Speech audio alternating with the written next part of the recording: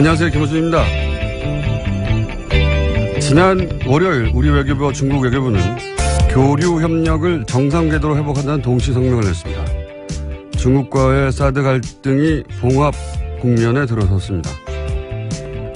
야당에서는 굴욕 외교라고 비판을 합니다. 한마디로 중국의 경제보복으로 우리 기업이 입은 경제적 손실에 대한 보상, 사과를 받아냈어야 한다는 겁니다.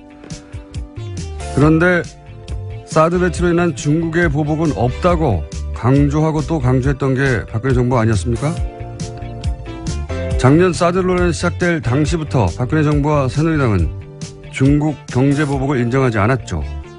명백한 보복 조치가 이루어지고 있는데도 아니라고 우겼습니다. 탄핵 기간 동안의 경제관계 장관회의에서조차 사드로 인한 중국의 경제보복 조치를 부인했죠.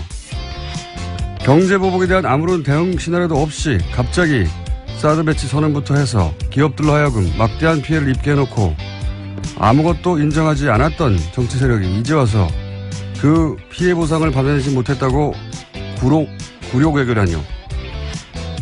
자기들이 잘못해 만들어낸 피해의 책임을 왜 그걸 어렵게 해결해가고 있는 사람들에게 묻나요?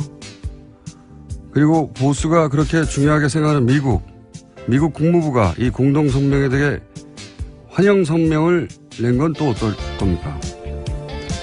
시비를 걸어도 좀 말이 되는 걸로 봅시다. 김호준 생각이었습니다.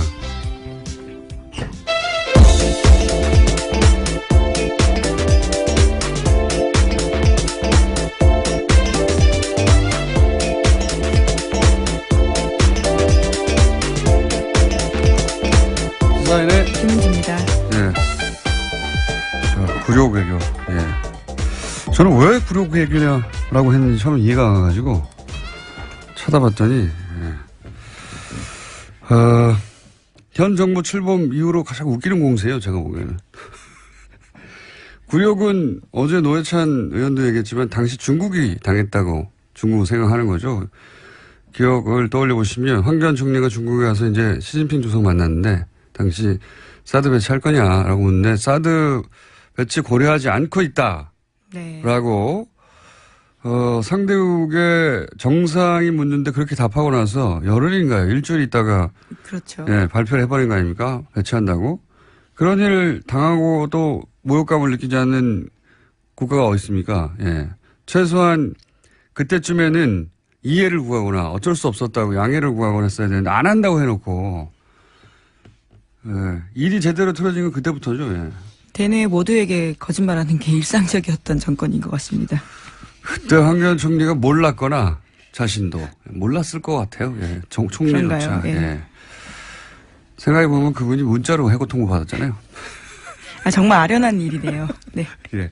문자로 해고 통보 받고 막 화가 났던 그때 상황이 떠오르는데. 어쨌든, 물론 그 이후로 중국이 보복을 하고 우리가 당한 건 부당한 건 맞는데 최소한 그런 상황을 유발한 당사자들이 이걸 굴욕 외교로 하는 건 말이 안 됩니다. 오히려 그때 기업들 손해봤다고 자기들의 일 때문에 사과를 해야 되는 거죠. 예.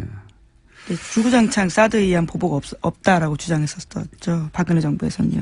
네네, 그래서 피해 없다 혹은 뭐 피해가 없다고 하거나 아니면은 보복이 아니라고 하거나 그러니까 그렇게 사과받고 싶었으면 자기들이 짓고 있을 때 사과를 받았어야죠. 그때는 해결할 능력도 없고 그러니까 보복이 없는 척, 보복이 있어도 모른 척, 예. 사드와 무관한 척, 딴청만 피웠던 거 아닙니까? 갑자기 피해가 넘쳐난다고 지금 나오는 거잖아요. 그래서 사과를 받아냈어야 된다고. 예. 원래 여야가 주거니 받거니 하고 말이 되게 싸워야 중계하는 사람들 재미가 있는데 우겨도 적당히 우겨야 제가 표를 들어두는 척이라도 하죠. 답답합니다. 첫 뉴스는 뭡니까? 네, 다스는 누구 겁니까와 관련된 뉴스가 또 나왔습니다. 오늘 아침 CBS 보도인데요. 이명박 전 대통령이 서울시장이던 2004년과 관련돼 있습니다.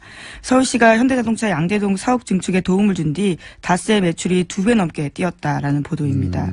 이명박 시절 재임 시절에요. 서울시가 현대차 사옥 증축의 걸림돌을 제거하는 데 역할을 했다는 사실이 공문을 통해서 새롭게 드러났다라는 겁니다.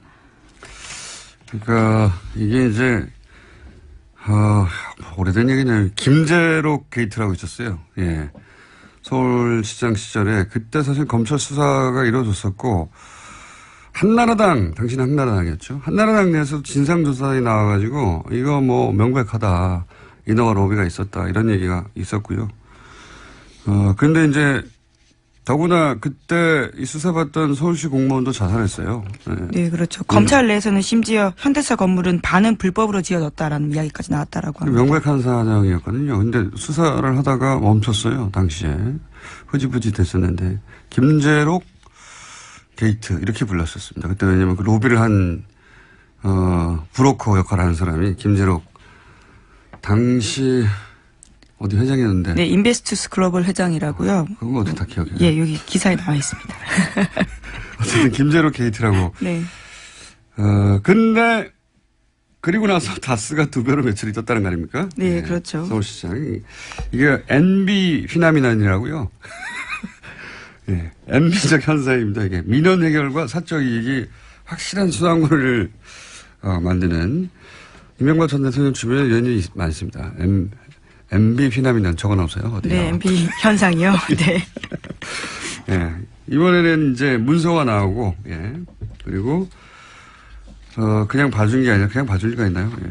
다스가 매출이 2배, 2천억대에서 4천억대로 뛰었다. 예. 네, 그렇죠. 특히나 다스 같은 경우에는 현대차 그룹의 자동차 내장재를 납품하는 곳이거든요. 그렇기 때문에 그런 커넥션을 의심할 수밖에 없는 상황입니다. 자, 이것도 뭐 재수사 대상이 될 수도 있겠네요. 갑자기 태어난 거 보니까. 10년 전 사건인데 그때 당시 이제 이미 새누리당의 가장 유력한 대선 후보였었죠. 한나라당 당시로는. 네. 그게 10년 만에 다시 나오네요. 이명박 전 대통령 관련 사건들은 예, 최소한 10년짜리들이 많습니다. 최소한. 예. 다스는 예. 계속해서 매출 규모를 키워서요. 현재는 해외 매출까지 합치면 2조 원가량이 된다라고 합니다. 서울시장 되고 나서 2배 뛰고. 예, 또 눈부시게 뛰었고요. 또 대통령 재직 기간 또 눈부시게 뛰었습니다. 6배가 뛰고 하고 이렇게 참 훌륭하신 분이에요. 자, 앞으로도 계속 뉴스가 나오겠죠. MB 피나미는. 자, 다음 뉴스는요. 네, 국정원 댓글 수사를 방해했다는 혐의로 수사를 받다가 숨진 채 발견되었던 국정원 소속 변호사에 대한 이야기 전해드린 바 있는데요. 이와 관련해서 오늘 아침 한겨레 신문이 새로운 소식을 보도했습니다. 같은 혐의로 조사를 받았던 이재영 검사가 숨지기 전 이 변호사와 수차례 통화했다라는 건데요. 이 검사가 해당 변호사를 회유하려 한 게 아니냐라는 의혹이 나오고 있다고 합니다. 근데 뭐 통화만 한 거 가지고는 내용을 알 수 없으니까요. 예. 통화를 할 수도 있겠죠, 당연히. 같은 사안으로 조사를 받던 상황이니까. 이제 여기서 사실은 유가족 입장 들어봐야 되는데, 유가족이 이럴 경우에 이제 잘, 취재에 응하지는 않는데, 통상 유가족은 자살을 정말로 했다고 하더라도 대부분 유가족들은 받아들이기 힘들어 하죠. 그래서 갑작스러운 죽음이기 때문에요. 자살할 이유가 없다고 이렇게 말하기 마련이긴 합니다만, 유가족 관점에서 의심스러워할 대목들이 있을 겁니다. 네. 그 부분 확인해 봐야 될 것 같고요. 그만하니까 생각나는데 매우 특이하게 이런 류의 죽음에 대해서 자살이 맞다고 유가족이 거꾸로 이야기해 준 제가 기억하는 거의 유일한 케이스가 소위 마티 자살 사건이죠. 예. 그때 자살이 맞다는 뉘앙스로 오히려 의혹을 해명하는 역할을 부인이 했었죠. 예. 네, 근데 그 건 같은 경우에 최근에 국정원개혁발전위원회가 발표했었는데요. 또 자살이 맞다 이런 결론이 나오긴 했습니다. 문서상으로는 특이점이 없다. 자살이 맞는 것 같다라고 했는데 예를 들어 그게 블랙 오퍼레이션 흔히 말하는 이었다면 뭐 거기 써 있을까요? 여하간 저희가 방송을 시작한 이후로도 이런 류의 자살이 굉장히 많았는데요. 예. 관심을 가지고 계속 저희는 지켜보고 있습니다. 유가족도 접촉을 한번 해보고요. 자, 다음 뉴스는요. 네, 국정원 특활비 관련된 수사가 계속 진행되고 있습니다. 이번에는 청와대가 지난해 4.13 총선을 앞두고 새누리당 내 경선 등과 관련해서 비공식 여론조사를 했다라는 건데요. 이와 관련해서 5억 원이 들었는데 그 돈을 청와대가 아닌 국정원에서 냈다라고 합니다. 요 상황은 이 발언과 연결해서 봐야 됩니다. 저희가 이 비공식 여론조사, 뭐 청와대가 여론조사 할 수 있지 않냐 이렇게 생각할 수도 있습니다. 근데 문제는 이제 이게 비공식이었고 당시 이 여론조사의 의도가 뭐였냐를 볼 수 있는 당시 상황에서의 박근혜 전 대통령의 발언을 일단 잠깐 들어보시겠습니다. 이제 국민 여러분께서도 국회가 진정 민생을 위하고 국민과 직결된 문제에는 무슨 일이 있어도 소신 있게 일할 수 있도록 나서주시고 앞으로 그렇게 국민을 위해서 진실한 사람들만이 선택받을 수 있도록 해주시기를 부탁드립니다. 기억하실지 모르겠는데 당시 이제 유승민 의원이 소위 탈박 선언을 한 거죠. 네, 일종의 배신의 정치로 찍힌 네. 바가 있습니다. 그래서 진실한 사람을 뽑아달라고 진실한 사람 얘기를 굉장히 많이 했어요. 그때 당시에. 지난해 4.13 총선 전에 있었던 박근혜 전 대통령이 이제 진실한 사람, 저런 사람은 떨어뜨려야 된다는 소위 친박이었다가 탈박한 사람들에 대해서 이 여론조사가 이상하다기보다는 대단히 특이하고 이례적인 것은 쓰임새가요. 예. 네. 당시 TK 지역은 어차피 자유한국당, 당시 새누리당 인사들이 당선되게 돼 있어요. 그렇지 않습니까? 거기를 굳이 이런 돈을 들여서 비공개 여론조사를 한 이유가 뭐냐? 이제 소위 말해서 진박을 골라낸다고. 네, 진실한 박근혜 편인 건가요? 진박. 그렇죠. 그래서 진박이라고 했었어요. 친박을 넘어서서 진박을 골라내는 선별 작업을 한다고 했었고, 그래서 이거는 단순히 여론조사가 아니라 박근혜 전 대통령이 찍어서 원하는 사람이 되게 하도록 만드는 그런 구도가 어떤 사람을 통해 가능해지겠는가 하는 거를 골라내는 명백한 선거 개입이죠. 대통령 자신을 위한. 그러니까 몰래 한 거 아닙니까? 그러니까 일반 여론조사 청와대에서 하거든요. 예, 그건 그냥 청와대에 주면 되는데 그건 들키면 안 된다고 생각하니까 이 돈을 땡겨온 거죠. 국정원에서. 들키면 안 되는 여론조사였던 겁니다. 자기들이. 왜냐하면 목적이 이랬으니까요. 네, 심지어 해당 여론조사 같은 경우에는 최근에 해산했다라는 오늘 아침에 머니투데이 보도도 있습니다. 단순 비즈니스상 이유로 인수합병 될 수도 있죠. 물론 수사가 자신들을 향한다는 걸 인지해서 그랬을 수도 있지만 여간 이건 단신에 해당되는 것이고 당시 여론조사 기관이. 그러니까 5억이 들었지 않겠냐. 5억이 저는 자세히는 모르겠지만 업계에 있지 않아서 굉장히 큰 돈이거든요. 이 정도면 특정 지역에 총선 출마 애정자들이나 이런 사람들을 여론조사하는 대구 경북에 지역구가 몇 개 있다고요. 예, 굉장히 큰 돈인데 잠시 후 리얼미터 권 실장 나올 테니까 벌써 들어와 있네요. 어느새 조용히 들어와 있네. 예. 한번 물어보죠. 요 관련 사항은 이 비용이 어느 정도 규모인지. 여하간 이 비용, 그러니까 여기서 이제 전후 맥락을 얘기하지 않고 여론조사만 자꾸 보도하니까 여론조사 할 수 있지 않냐 얘기하는데 전후 맥락은 그겁니다. 당시에 유승민과 같은 배신자들을 다 찍어내고 본인에게 진실되게 충성할 사람만을 따로 골라서 대구 경북에 당선되도록 만들겠다고 하는 대통령 의중이 들어간 선거 개입용인 겁니다. 이게 말하자면. 자, 그런 겁니다. 예. 다음 뉴스는요?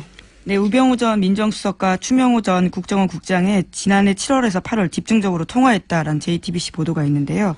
그 당시에는 이석수 전 특별감찰관이 우 전 수석의 처가 부동산 매각과 관련해서 감찰에 들어갔을 때입니다. 계속해서 모르는 사이다, 잘 보고하지 않았다라고 하고 있는데요. 전화통화 내용까지 나온 겁니다.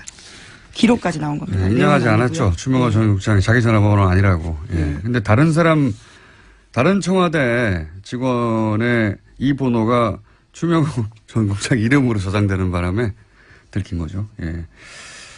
추명호 전 국장은 명백한 최순실 라인이라고 아주 오래전부터 언론에 보도되어 왔었는데 근데 추 국장하고 우 전 수석하고 이렇게 수백 통이나 단기간 내에 통화할 정도의 사이인데 네, 3주간 수백 통 했다라고. 하루 10통씩 했다는 거 아닙니까? 예. 추 국장이 최순실의 존재만 우 수석에게 비밀로 했다는 거 아닙니까? 이렇게 되면. 예. 우 수석은 자기는 최순실의 존재 자체를 몰랐다고 계속 얘기하고 있으니까요. 믿는 사람은 대한민국에서 거의 없는 걸로 보이긴 합니다만. 정황 증거 같은 것이 하나 더 나온 거죠. 예. 자, 리얼미터 해야 되기 때문에, 제목 정도 스르륵 훑어볼까요? 예. 네, 블랙리스트 항소심 진행 중인데요. 이와 관련해서 어제 김기춘 전 비서실장이 청와대 캐비닛 문건 관련해서는 이것이 문제가 있다라는 주장을 했는데요. 조윤선 전 장관 쪽에서도 상당 부분 문건이 가려져 있기 때문에 이것은 증거로 쓸 수 없다라는 취지의 주장을 했습니다. 가려달라고 한 건 박근혜 전 대통령 쪽에서 가려달라고 한 거예요. 심지어 특검에서 다 봤다라고 하는데 왜 이렇게 문제 제기하는지 모르겠다라고 반박했습니다. 특검 쪽에서요. 자, 크게 신경 쓸 내용 아닌 것 같고요. 다음 뉴스 제목. 네, 미국 국무부가요. 네. 조셉윤 대북정책 특별대표를 통해서 유엔 북한 대표부와 접촉하고 있다고 로이터 통신이 보도했습니다. 네. 미국이 물밑에서 북한과 접촉하는 게 아니냐는 이야기는 저희가 오랫동안 해왔죠. 예, 이번에는 좀 더 구체적으로 나왔습니다. 직접 말을 했으니까요. 예. 조셉윤 대표가 북미 대화에 나서겠다 이런 얘기를 구체적으로 한 것이고. 예, 북한이 2달간 도발을 중단하면 북한 미국 간의 대화를 나서겠다라는 구상을 러시아에 전달했다라고 합니다. 2달 이미 됐는데요. 예. 그러니까 저희가 한 달 전인가요? 2달 전인가요? 러시아 역할이 부상할 수 있다는 얘기를. 최선희 국장 같은 경우도 네. 계속 가고 있고요. 러시아를. 우리도 뭐 러시아와 접촉이 계속 있어서 러시아가 중국 대신에 중국이 지금 우리하고 뭐 사드나 이런 문제로 좀 소원했지 않습니까? 그래서 러시아한테 그런 역할을 맡길 건가 보다 했는데 그래 왔던 것 같습니다. 러시아가 이걸 중간에서 역할을 하고 있었다는 뉴스가 나온 걸로 보아 뉴스공장의 분석은 항상 맞다. 그런 결론으로 가실 거라고 깜짝 놀랐습니다. 네. 저희가 예상했지 않습니까? 자, 네. 여기까지. 시사인의 김은지였습니다. 감사합니다. 네, 8월 6일 리얼미터 그것마저 알려주마 리얼미터 권순정 조사실장 나왔습니다. 네, 안녕하십니까? 안녕하십니까? 네, 빨리빨리 진행해보죠. 네. 네, 거의 뭐 해봤자 뭐 1% 2%니까. 네. 좀 요번에 좀 많이 올랐네요. 아, 그래요? 네. 네. 자, 그러면 빨리빨리 해보죠. 대통령 지지율 어떻습니까? 예, 지난 4주 동안 거의 변동이 없었죠. 네, 뭐 근데 0점 몇 프로 올랐다 내렸다. 예, 이번 주에는 2.2%포인트 올라서 69.4%가 되었습니다. 예, 부정평가는 27%에서 25.4%로 떨어졌고요. 추세가 어때요? 그러면 예를 들어서 추세가 수요일 네. 어제 일간 집계는 어떻습니까? 네, 그래서 어제 시정 연설이 있었죠. 여론 주목을 많이 받았는데 어제는 일간 집계가 71.7%까지 올랐습니다. 간만에 좀 올랐네. 한 네. 9월 4일 이후에 약 2개월 만에 처음으로 70%대를 다시 돌파를 했고요. 리얼미터 기준으로. 예, 네. 그리고 보수 중도 지금 분석을 해보니까 이념 성향이 다 올랐더라고요. 네. 그리고 영남과 2.2%입니다. 수도권 포함해서 다 올라서 전체적으로 보합세에서 약간 상승세. 약간 이제 강보합세라든지 예. 그렇게 봐야 되지 않을까 싶습니다. 떨어질 때 0점 몇, 뭐 올라갈 때 2, 뭐 이런. 예, 거. 뭐 다른 여론조사에서는 상당히 많이 큰 폭이 있는데 저희 리얼미터 같은 경우는 네. 매일매일 하다 보니까. 예, 그렇게 크게 변화는 없습니다. 근데 네. 2.2%포인트 좀 정도 추세가 되면, 약간 상승세, 약간. 예. 예, 그렇게 봐야 될 것 같습니다. 민주당도 역시 약간 상승세. 예, 올랐습니다. 1.7%포인트 올라서 50.9%를 기록했고요.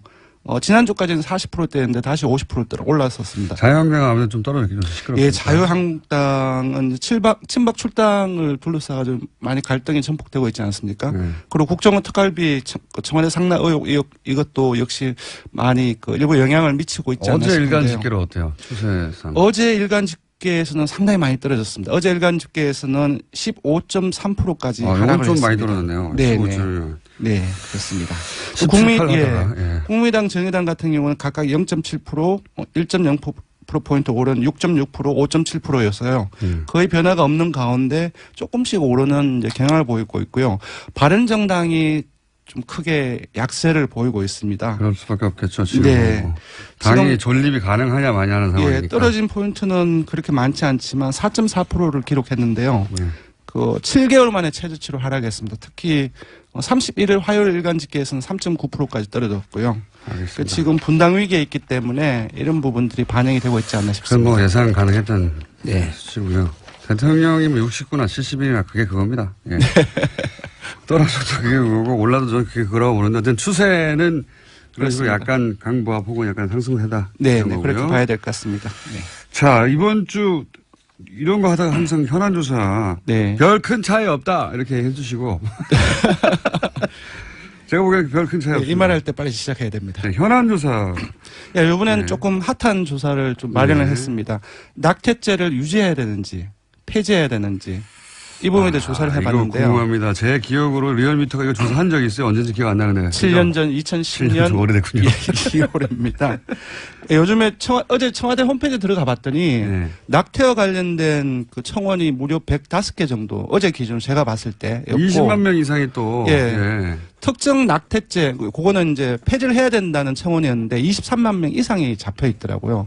그래서 언론을 비롯해서 상당히 핫한 이슈인데 결과는 바뀌었을 폐지를 것 같아요. 해야 깜짝 놀랐는데 이게 우리나라 사람들 좀 사회적인 이념 성향으로 보수적인 성향이 조금 더 강하거든요. 그래서 폐지를 해서는 안 된다라는 의견들이 조금 많이 나오지 7년 않을까. 전에 그랬죠. 예, 7년 전에는 그렇게 나왔습니다. 명백하게. 예, 네. 근데 요번에 조사를 해보니 폐지를 해야 된다. 낙태죄를 폐지를 해야 된다라는 의견이 51.9%가 나왔고 절반을 넘었었습니다. 그리고 폐지를 하지 않고 유지를 해야 된다는 것이 36.2%였습니다. 조금 더 소개를 해드리면 2010년 2월에 조사한 것은 낙태 허용을 해야 되는지 말아야 되는지 이렇게 물었는데 거의 비슷한 조사이죠. 이때는 허용을 해서는 안 된다는 것이 53.1%였고 허용 찬성이 33.6%입니다. 정확하게 뒤집어졌네요. 거의 이제 숫자가 비슷하게 이제 그 뒤집혀온 겁니다. 7년 사이에 상당히 많은 변화가 있었던 것 같습니다. 저는 이 조사를 작년에 했어도 수치가 이렇게 안 나왔을 것 같아요. 그렇습니다. 저도 그 부분에 동의를 합니다. 예, 시대 정신이 네. 바뀌어가고 있는 거거든요. 네. 그게 이제 실제 시대 정신이라는 게 정권을 바꾸는 건지 정권이 네. 바뀐 것이 시대 정신에 영향을 주는 건지 뭐 서로 영향을 주고 받겠지만 네. 그런 영향이 크다고 봅니다. 저는. 예. 맞습니다. 국정농단 사태를 지나는 과정 속에서 공정과 정의 그리고 이제 사회적 약자들에 대한 어떤 배려 그러한 어떤 가치가 강화되고 있기 때문에 분명히 그 이전에 작년 국정농단 이전에 조사를 했을 때는 이렇게 나오지 않지 않았을까 그렇게 예상을 해봅니다. 저도 그렇게 생각이 들고요. 그래서 이번 여론조사 결과가 궁금했었는데 네. 그리고 또 하나 관심이 있는 포인트가 있습니다. 뭐가 있습니까? 여성과 남성이 많이 달라요. 아, 그건 그렇겠죠. 예. 네. 그건 그렇겠죠, 당연히. 예, 여성 10명 중에 6명은 폐지를 해야 된다. 예. 이건 저는 여성의 견해가 훨씬 중요하다고 봅니다. 그렇죠. 남자가 뭘 합니까? 당사자이기 남자는 그냥 때문에. 머리로 예. 생각하는 거거든요. 네. 윤리나 규범의 관점에서 바라보는 네. 것이고 혹은 정비의 관점에서. 예, 남성은 44대 43 거의 같습니다. 팽팽하네요. 예. 근데 더 놀라운 것은 보수층을 포함해서 중도 진보 모든 이념 성향에서 네. 폐지를 해야 된다는 의견은 더 많이 나왔습니다. 시대 정신이 바뀐 거예요. 예, 지역도 부산, 울산, 경남 제외하고 연령도 60대 이상을 제외하고 모든 연령층에서 폐지를 해야 된다라는 의견이 많이 나왔습니다. 불경 60대 이상. 예. 예. 자유한국당 지지층을 제외하고는 사실상. 근데 자유한국당 이건 정당이 그렇게 중요하지 않아서 뺐는데요. 네. 자유한국당 지지층에서도 폐지를 해야 그렇군요. 된다는 의견이 더 많이 나왔어요. 그렇군요. 시대가 확실히 바뀌었군요. 네. 예. 요게 사실 요 낙태와 관련한 이슈는 미국 민주당과 공화당의 그렇습니다. 수십 년 된 그렇습니다. 예. 예. 어떤 정당을 지지할 것인가의 바로미터 같은 네. 이슈거든요. 종교라든지 사형제도라든지 이런 예, 항상 나오죠. 이슈 항상. 같은 경우는 사실상 첨예하게 갈리기 마련인데 예 그렇습니다. 뭐랄까요? 이런 여론조사를 보다 보면 최근에 이제 미국의 상황을 보다 보면 미국을 참 부러워했었어요 예전에. 예, 미국이 여러 가지 사회 제도나 정치 시스템이나 아니면 이런 이슈를 다루는 어떤 정도 눈높이가 네. 참 앞서간다 이렇게 생각했는데 우리나라도 많이 바뀌고 있죠. 이 네. 조사 결과를 보면 뭐랄까요? 미국이 참 후져져 보여요. 대통령도 그렇고 점점 그럼 우리나라가 더 나아져 보이나요? 부럽지 않다. 예. 딱 낙태 이슈 하나를 가지고 말하는 게 아니라 전반적인 상황들이 네 그렇습니다. 예. 그렇습니다. 자, 한 가지만 더 여쭤보고 요거 조사 개요 말씀해 주세요. 5억 이런 거 있잖아요. 네. 이 비용이 엄청 큰 거죠. 근데 이제 제가 듣기로는 그 작년 4.13 총선 이전에 예. 당내 경선과 관련해서 조사를 예. 했다고 들었고 그러니까요. TK 지역이라고 되게 들었어요. 근데 네. TK 지역의 선거구가 총합이 한 21개 정도밖에 안 됩니다. 예. 근데 그걸 다 하지는 않았을 거예요. 다 했다 하더라도 의혹이 너무 많잖아요. 예, 제가 볼 때는 친박 중심으로 했다고 한다면 10개 내외가 아니었다고 아닐까 싶은데 보통 여론조사는 전화면접 조사가 가장 비싼데 1000명 조사를 할 경우에는 전화면접 조사라 해도 한 건에 1,500만 원 정도 내외입니다. 시장 가격이. 예, 시장 가격이. 그러면 도대체 5억이면 1,500만 원이면 어떻게 되는 그러면 한 겁니까? 30개 정도를 할 수 있는 거죠. 그 비용을 다 준다 할지라도. 네. 근데 30개가 안 되는데, 예, 이 조사 경우에. 같은 경우는 전화 면접으로 과연 했을까? 자동응답을 많이 했을 가능성이 높다. 그럼 더 왜냐하면은 싼데. 예, 그 A 업체가 본인이 직접 여론조사가 아니라 하는 곳이 외주. 정치 컨설턴 아. 특혜 하는 회사이고 그런 경우는 외주를 주고 또 외주 비용은 되게 싸게 돌리거든요. 그런 것들을 감안했을 때 여론조사에 들어가는 비용은 더 낮지 않았을까. 다른 비용이 예. 크다. 예, 다른 아. 비용이 훨씬 큰데 그렇다고 한다면 그 부분을 정치 컨설턴을 위한 비용인지 아니면 또 다른 비용이 있는지. 부러운 거예요, 지금. 예. 예, 많이 부럽습니다. 받았다. 왜냐하면 만약에 이 정도 비용이라고 한다면은 아마 리얼미터가 이걸 만약에 했다고 한다면은 빌딩을 샀을 것이다. 부자가 되지 않았을까. 조사기관은요? 예, 조사 개요는 이번 주중 조사는 TBS 의뢰로 전국 19세 이상 성인을 대상으로 월요일부터 수요일까지 무선 80%, 유선 20%, 전화 면접 자동 응답 혼용으로 실시했고 최종 응답자는 1,522명이었습니다. 표본 오차는 95% 신뢰 수준 플러스 마이너스 2.5%포인트, 응답률은 5.2%, 정당 간 통합 죄송합니다. 낙태죄 유지 폐지 조사는 TBS 뉴스공장 의뢰로 어제 하루 동안 주중조사 동일한 조사 방법으로 실시했고 최종 응답자는 516명, 표본오차는 플러스 마이너스 4.3%포인트였습니다. 리얼미터 권순정 조사분석 실장이었습니다. 감사합니다. 고맙습니다. 우여곡절이 많은 코너. 어떨 때는 사람들이 없애버려야 된다고 문자가 쏟아지고 어떨 때는 환호하는 내부자들. 민주당의 안민석 의원 나오셨습니다. 안녕하십니까. 네, 더불어민주당 국민재산찾기 특별위원회 위원장 처음으로 당에서 뭐 하나 맡아봤습니다. 안민석 의원입니다. 자유한국당의 김성태 의원 나오셨습니다. 안녕하십니까. 예, 안녕하세요. 김성태입니다. 근데 김성태 의원님, 예. 최순실 재산 몰수 안 합니까? 아이, 최순실 재산 몰수를 위해서 특별법 발의도 지금 안민석 의원과 많은 동료인들이 참여한 가운데 하셨잖아요. 그 자한당 중에서 유일하게 김성태 의원 한 분이 특별법 서명도 하셨는데요. 예. 자한당은 여기 대해가지고 어떤 입장이에요, 지금? 아니, 그 법이 이제 구체적으로. 이거 통과시키기 싫으니까 괜히 뭐 합당한다, 뭐, 탈당한다 하면서 우당탕당 하면서 국민들 시선을 딴 데로 아이, 끄는 거 아니에요? 국회에서. 최순실이가 얼마나 지금 고마워요. 법을 특히 공장장. 심의하고 논의해서. 공장장을 의견을 다 세게 꺼내가지고 최순실 재산몰수 확 들어가게 해가지고 일각에서 지금 들리는 이야기가 최순실이가 공장장하고 주진우를 굉장히 고마워한다고. 안민석 의원 그렇게 하는 겁니다. 그렇게. 그러니까 특별법은 저 아무래도 입법기관인 우리 각 의원들을 정파나 정당 다 달리하고 또 정치적 이해관계 다르겠지만은 그 법을 대표 발의한 안민석 의원께서 끊임없이 우리 의원들을 만나고 최순실 재산 몰수에 대한 이 당위성이나 또 정당성에 대해서 폭넓게. 동의하시죠?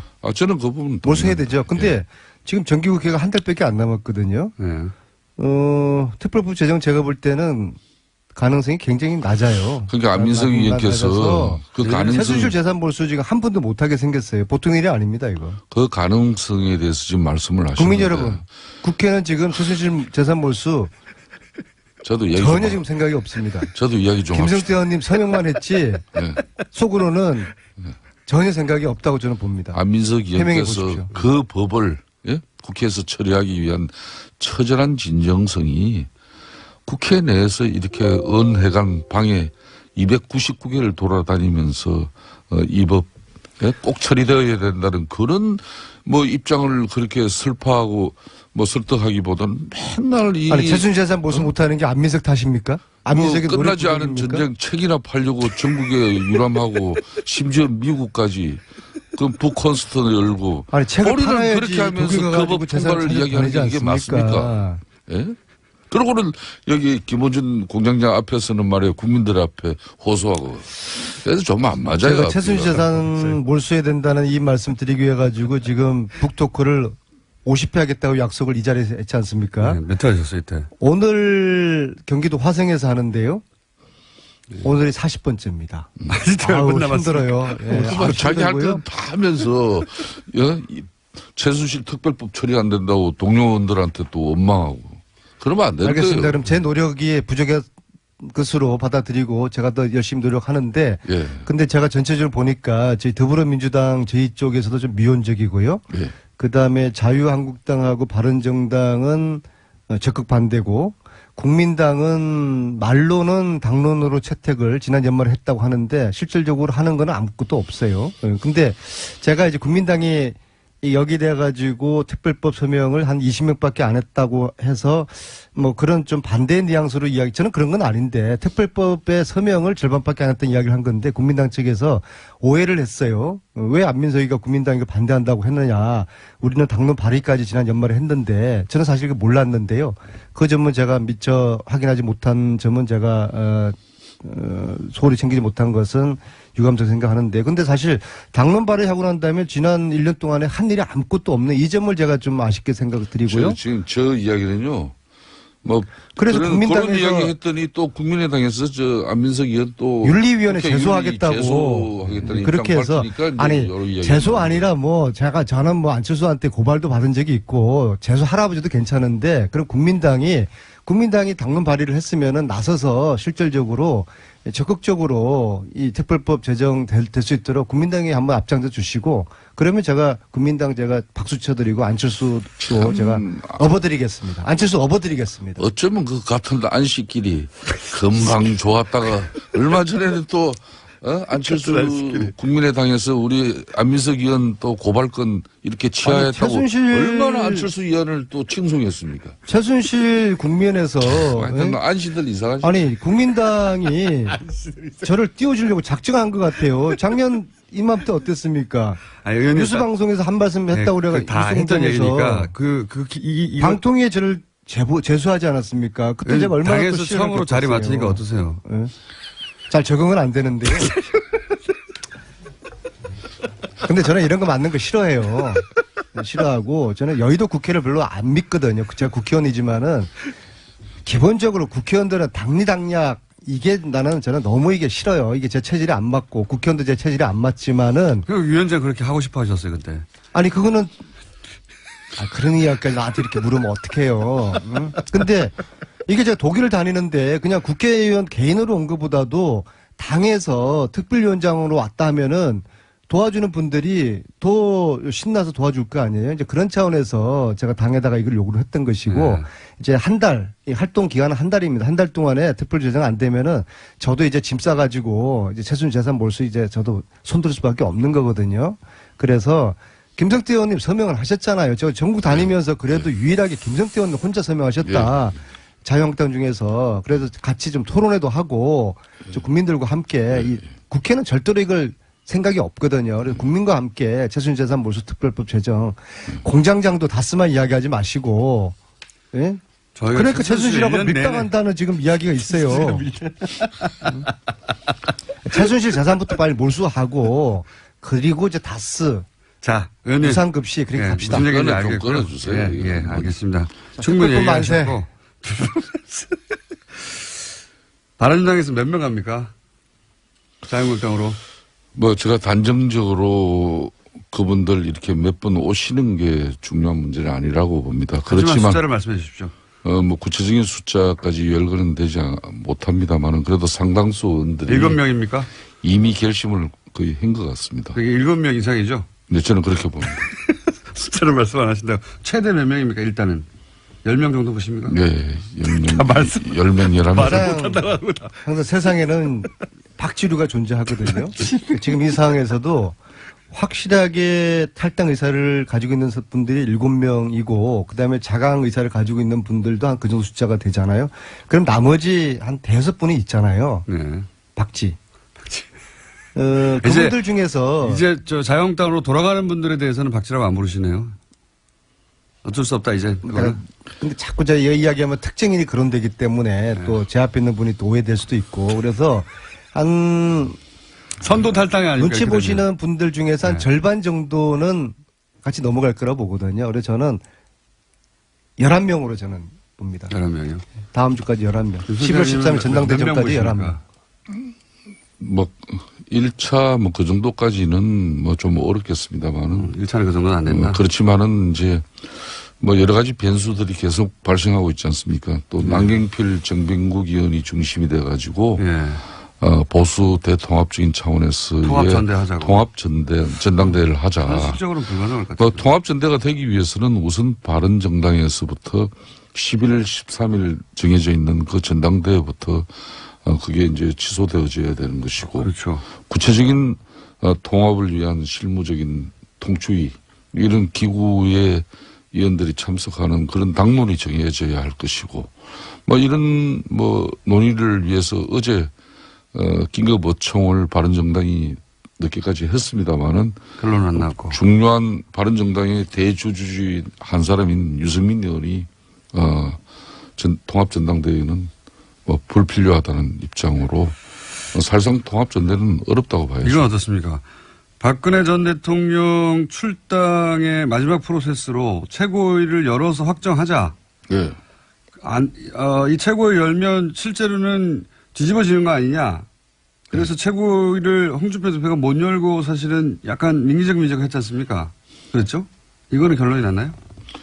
뭐 홍준표 대표가 그랬다는 그런 입장보다는 이제 우리 원내 체제가 정우택 원내 체제가 지금 문재인 정권의 이제 일방적인 이제 공영방송 이런 잘 살리기 탄압 행위에 맞서는 투쟁을 지금 하고 있습니다. 그래서 예. 자유한국당은 지금 상복 투쟁을 하고 있지 않습니까, 그죠? 뭐 그런 측면에서 또 당내 문제로 이렇게 당 최고위가 지금 이 시점에 열리는 게 마땅하냐 그런 고민은 잠시 있었지만은 열기로 했나요? 어젯밤 최종적으로 홍준표 대표는 3일날 최고회의를 열기로 했습니다. 상징적인 의미가 큰데. 근데 최순실 재산 몰수는 안 합니까? 아니 그런데 언제까지 최순실 몰수만 이야기할 거예요. 네. 이게 사실은 이런 통합이라든지 탈당 이런 이야기가 아니면은 지금 이 전국에서는 핵심적으로 최순실 국정농단 이게 마무리를 위해 가지고 재산 몰수 이것이 국회나 언론에서 관심이고 화제가 돼야 되는 건데 실질적으로 재산 몰수가 묻히고 난데없이 통합 탈당 이런 이야기가 지금 언론에 초점이 되고 있는 거거든요. 너무 걱정하지 않으셔도 되는 게 순차적으로 급한 거 하고 또 그거 다시 돌아가서 할 겁니다. 걱정하지 마십시오. 그렇죠. 네. 그럼 재산 몰수 된다고 봐요? 안민석 공장장은? 의원이 그러니까 안민석 의원님 다시 부각될 수 있는 찬스 다시 옵니다. 이번 예. 국정감사에서도 이 방송의 공정성이나 균형성 이런 게 얼마나 지적을 받았습니까? 그러면 이 김원중 공장장이 얼마나 이 기울어진 운동장에서 그래도 이 보수 정당의 입장을 그래도 이 청취자들에게 조금이라도 그래도 들려주려고 하는 그 균형성마저도 안민석 의원은 보면 대체로 깨려고 하시는 것 같아요. 그럼 공장님 제가 요거 딱 하나만 물을게요. 국회가 최순실 재산 몰수 특별법 통과시켜 줄까요? 빨리 좀 지금 빠른 지금 어렵겠죠. 좀만 그래, 기다려주시오. 안 된다니까, 이게. 기다려주시고. 다른 이슈에 확 묻혀가지고. 다시 올라오니까 걱정하지 마시고요. 예. 서청원 최경환 의원 출당됩니까? 이건 어떻게 됩니까? 이제 박근혜 전 대통령의 자유한국당 이제 출당이 기정사실화되고 나면은 이제 서체 문제는 사실상 어총 사안이기 때문에 3분의 2가 원내대표인 정우택 대표께서 이 공을 이제 받을 수밖에 없는. 이거 만약에 의총 자체가 수집되기 힘들다는 얘기도 나왔었는데. 글쎄요. 그러니까요. 왜냐하면 어느 쪽도 피해를 입을 수 있으니까 그 결과가 파국적으로. 만약에 여기서 의총에서 서청원, 최경환 출당 결의가 안 되면 그러면 홍준표 대표가 지금 뭐랄까요. 타격을 크게 입는 거 아닙니까? 예, 정치적 타격을 크게 입을 수밖에 없죠. 그렇지만은 이제 또 어떻게 전망하세요? 의총은 열린다 안 열린다. 홍준표 대표는 윤리 결정을 상당히 지금 존중하는 입장이에요. 그렇기 때문에 어총 소집은 정우택 원내대표께서 이 문제에 대해서는 적절한 시점에 판단을 하지 않겠냐 이렇게 봅니다. 어떻게 전망하십니까? 열리긴 열립니까, 의총이? 1번, 의총은 열린다, 안 열린다. 직접적으로 이 문제만 가지고 열리는 거는 그렇게 어렵다. 용이하지는 않는 현상이죠. 의총 자체가 열리기 쉽지 않다. 만약인데 우여곡절 끝에 열리면 지금 현재 당내 분위기로 서청원, 최경환 두 의원이 출당이 될 정도의 3분의 2 표가 모일 수 있습니까? 그 부분은 네. 국민적 여론이 여론이 어떠냐에 따라서. 우리 당을 지켜보는 우리 국민들이 이 문제에 대한 어떤 인식이나 여론이 아마 우리 의총의 결과로 가름되지 의원님이 보시기는 어떻습니까? 지금 현재 전망하자면. 그걸 지금 이 방송에서 그 전망을 그렇게 어떻게 개인적인 합니까? 전망인 거죠, 그냥. 저는 네. 그 부분은 거듭 한결같습니다. 국민 여론이 이 부분에 대한 되게 결정. 어렵죠, 출당. 현재는. 사실상 이 문제는 우리 당이 유능한 정치를 통해서 문제를 해결할 수밖에 없는 문제입니다. 요 유능한 정치라는 어떤 건가요? 그건 바로 국민의 뜻을 받드는 길밖에 없는 거죠. 아니 사실은 지금 국민 요거 좀 여론 물어봐주세요. 말씀하셨지만은 국민들은 여기 대해서 크게 관심이 없어요. 국민들은 올해 넘기기 전에 적폐청산 좀 독하게 하고 넘어가자 그거거든요. 예. 적폐청산에 여러 가지 내용이 있지만 그중에 핵심이 과거 부정재산을 몰수하는 여기에 국민들은 다 그런 기대를 하고 바라고 있는데요. 정기국회가 마지막인 날, 마치는 날이 12월 8일입니다. 그러니까 앞으로 딱 한 달 남았죠. 이 한 달 동안에 지금 국회의 분위기나 절차상 이 법사위원회가 특별법을 상정해서 논의하고 통과시키고 저는 지금 물리적으로 지금 굉장히 지금 어려운 지금 상황이라고 불가능에 봅니다. 가깝다고 저도 봐요. 그렇죠. 예. 예. 현재, 그래서 이걸 현재 국민들에게 상황에서. 일단 알려드려야 되는 겁니다. 그러면 최순실재산 몰수를 하지 말 것인가를 국민들께서 판단을 해 주셔야 돼요. 다시 도전해야죠, 또. 다시 도전한다 그러면 예. 국민들이 국회는 이걸 통과시키려고 하지 않으니까 국민들이 국회에다 요구하고 압박하고 국민들이 할 수 있는 여러 가지 노력들을 국민들이 해 주시지 않으면 이 법 통과되기 어렵습니다. 따라서 그러니까 최순실재산 지금- 몰수는 어렵다고 지금 생각합니다. 이제 공장장의 이 제지에도 불구하고 계속 최순실 재산 몰수에 관한 입장을 지금 계속 지금 저 발언 중에도 아니 국회의원들이 관심 별로 없으니까 저라도 이렇게 그러니까 이야기를 하고 국민들에게 아니 왜냐하면 국민들은 안민석 이게 당연히 의원님한테 재산 몰수 되는 걸로 알고 있어요. 그러니까 그래서 너무 어려울까 걱정하지 마십시오. 이야기하면은 안 잊고 있습니다, 사람들. 어제 밤에도 후배들하고 맥주를 마시다가 야 이거 안 될 거야라고 했더니까 그 중에 한 명 기절해가지고 병원을 갔어요. 예? 그러니까 안민석 의원님이 국민들이 아마 제가 기억을 제안을 하실 합니다. 거예요. 예? 그 북콘스트 조금 이렇게 유예하고 여기에 집중하세요. 어디에 집중해요? 아니 지금 최순실 재산 몰수 특별법을 네. 본인이 대표 발의하시고 아까도 이야기했지만은 북콘스트에 너무 집중하다 보니까 물론 전국의 현장을 다니시면서 최순실 재산 몰수의 당위성에 대해서 또 직접 국민들을 만나는 그 아니 시간도 제가 이렇게 하니까 소중한데 일각에서는 도지사 행보하는 거라고 요 사안인데. 하시는데 정말 아니, 저는 그걸 내일 저는 나가서 얘기하시고요. 그창 가서 북톡하고 아니 도지사 행보가 아니라 아니, 오히려 나는 대표 그래요. 행보라고 이야기 도지사 하시면은 문제도 저 그 이야기 하고 있는데요. 나왔는데 예. 아니, 국회는 민주당의 지금 김성태 이제 경기도지사 문제는 예?